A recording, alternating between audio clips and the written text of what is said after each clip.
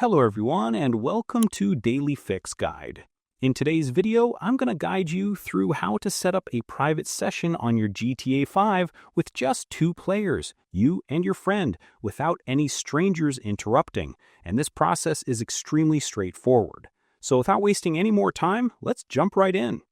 Now, before we start, it's important to note that GTA 5 does not have a local split screen mode to play with a friend. You both need to own a console or PC, and you must use GTA Online.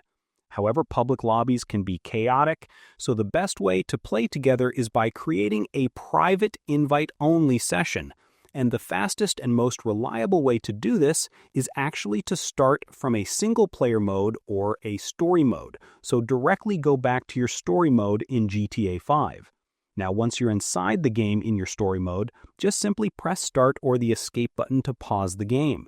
Then just simply navigate to the online section right over here.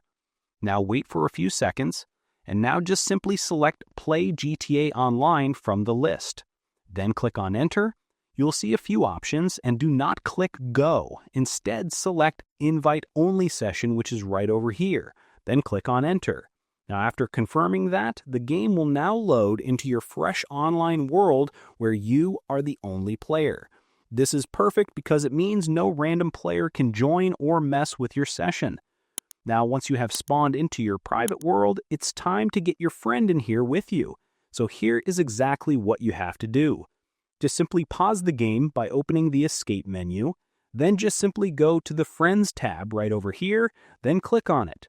Now wait for a few seconds, and now you will find all of your friends right over here in this list, and what you do is just simply look for your friend's gamer tag, and then just simply click on their name once their name appears, and you will have multiple options.